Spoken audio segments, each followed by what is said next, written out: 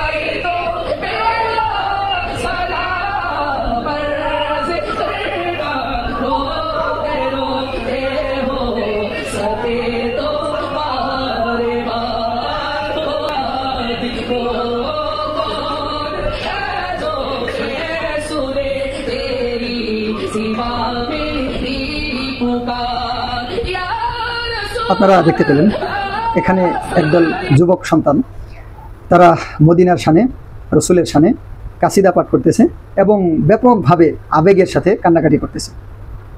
তো আল্লাহর নবীর শানে যদি কোনো ব্যক্তি আবেগে আপ্লুত হয়, মদিনা আল্লাহর নবী সাল্লাল্লাহু আলাইহি ওয়াসাল্লাম যেখানে এখনো শুয়ে আছেন, এই পবিত্র জায়গার প্রতি কারো যদি মহব্বত, ভালোবাসা, ইশক থাকে, এটা অবশ্যই প্রশংসার বিষয়।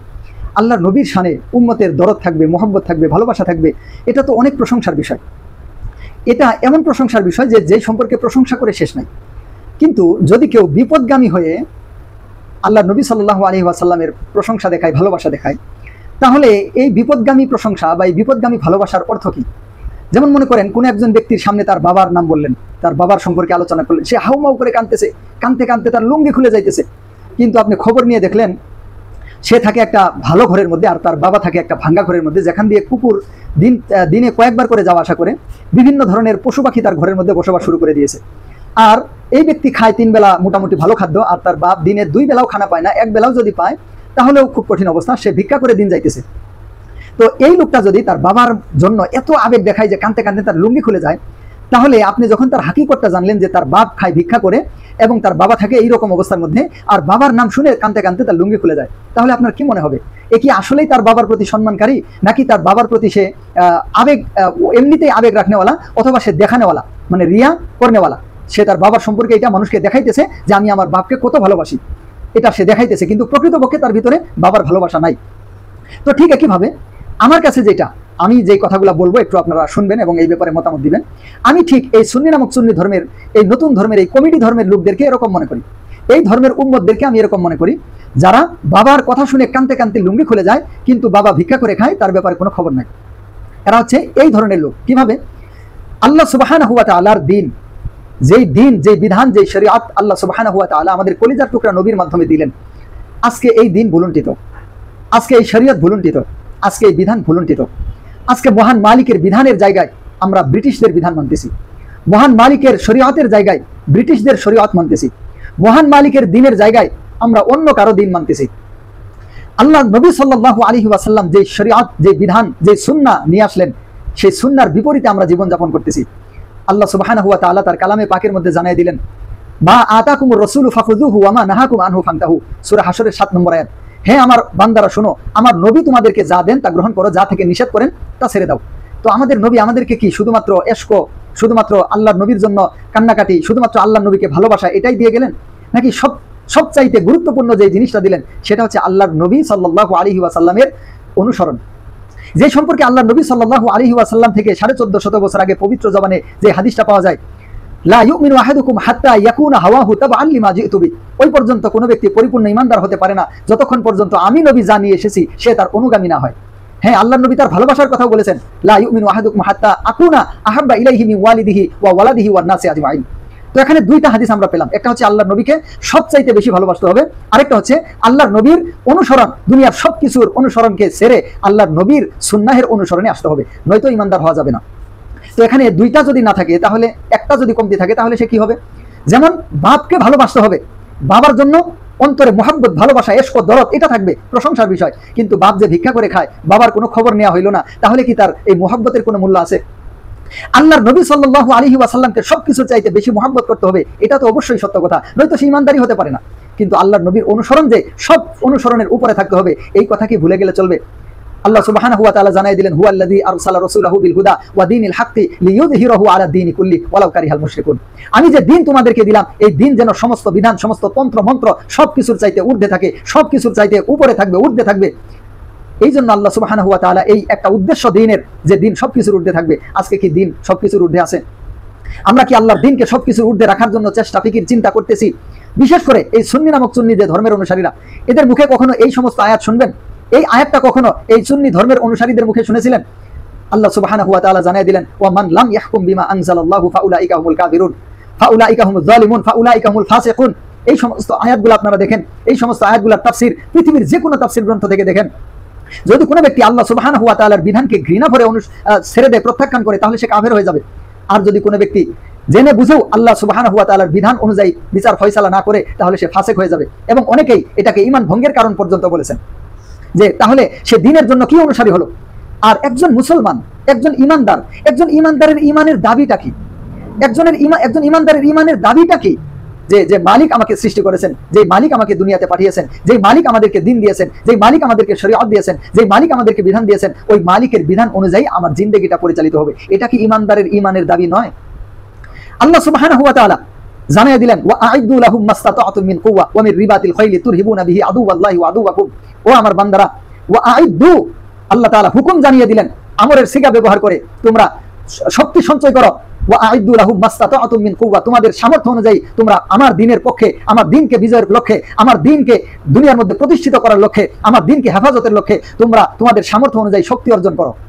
ওয়া মিন রিবাতিল খাইলি, এবং এই যে ঘোড়ার যে পাল, এগুলার মাধ্যমে, এবং ঘোড়ার পালের মাধ্যমে, তুরহিবুনা বিহি আদুওয়াল্লাহি ওয়া আদুওয়াকুম, যাতে করে এর ভয়ে তোমাদের শত্রুরা এবং আমার শত্রুরা যেন ভীত থাকে, যেন আমার দ্বীনের উপর কোনো আঘাত কেউ হানতে না পারে, এবং আমার দ্বীন সবকিছুর ঊর্ধ্বে থাকে। এখান থেকে এই আয়াতের তাফসীরগুলো দেখেন তো, এখান থেকে স্পষ্টভাবে অনেক মুফাসসিরিনে কেরাম লিখেছেন যে সেই সময় ঘোড়ার প্রচলন ছিল, এবং ওই শক্তি সামর্থ্য দ্বারা যেটাকে বোঝানো হয়েছে, এই বিষয়গুলা যখন জামানার যেই অবস্থা আসবে, সেই শক্তিকে ধারণ করতে হবে। আল্লাহ নবী সাল্লাল্লাহু আলাইহি ওয়াসাল্লাম এই আয়াতের ব্যাখ্যায় বলেছেন, আলা আন্নাল কুওয়াতা রমি, আলা আন্নাল কুওয়াতা রমি, আলা আন্নাল কুওয়াতা রমি। শক্তি হচ্ছে নিক্ষেপ করা, শক্তি হচ্ছে নিক্ষেপ করা, শক্তি হচ্ছে নিক্ষেপ করা। আর এই নিক্ষেপ করা দ্বারা ওই সময় ছিল যা নিক্ষেপ করা। আর মুফাসসিরিনে কেরাম বলেছেন, পরবর্তীতে যে জামানায় যা নিক্ষেপ করা আসবে, তা উম্মতের জন্য শিখে থাকা, উম্মতের জন্য শিক্ষা করা, এটা একটা ফরজ বিধান, এটা একটা জরুরি বিধান। এই আয়াতটা কখনো এই সুন্নি ধর্মের অনুসারী, সুন্নি ধর্মের উম্মতদের মুখে শুনেছেন? আল্লাহ সুবহানাহু ওয়া তাআলার বিধান, আল্লাহ সুবহানাহু ওয়া তাআলার শরীয়ত, আল্লাহ সুবহানাহু ওয়া তাআলার দ্বীন, আল্লাহ সুবহানাহু ওয়া তাআলার নবীর রেখে যাওয়া সুন্নাহ, এগুলা দিয়ে আমাদের জীবন পরিচালিত হবে, সমাজ পরিচালিত হবে, রাষ্ট্র পরিচালিত হবে। এই বিধান দিয়ে একজন ঈমানদারের ঈমান চলবে। এই বিষয়ে কখনো শুনেছেন? আচ্ছা, একজন মুসলমান যদি হারাম খায়, খেয়ে যদি সে ইবাদত করে, তাহলে তার ইবাদতটা কবুল হবে? আপনারা এই হাদিসটা অবশ্যই জানেন। আল্লাহ নবী সাল্লাল্লাহু আলাইহি ওয়াসাল্লাম বলেছেন, দেখো কোনো একজন ব্যক্তি সফর করতে করতে আশআসা আকবার, সে তার চুলগুলা উস্কো খুস্কো হয়ে গেল, ধুলি মসৃণ হয়ে গেল। সুম্মা ইয়ামুদ্দু ইয়াদাইহি ইলা সামাই, অতঃপর তার দুইটা হাতকে সে আসমানের দিকে উঠাইলো এবং বলল, ইয়া রব্বি, ইয়া রব্বি। এরকম ভাবে সে আল্লাহকে ডাকা শুরু করলো। আর ফেরেশতারা তখন তার এই ডাকের জবাবে ফেরেশতারা তখন ঠাট্টা করেন এবং বলেন, আন্না ইউস্তাজাবু লিযালিকা। এই যে এই ব্যক্তিটা এইভাবে আল্লাহর কাছে কান্নাকাটি করতেছে, সফর করতে করতে তার চুল উস্কো খুস্কো হয়ে গেছে, কিন্তু কেন ফেরেশতারা কেন ঠাট্টা করে?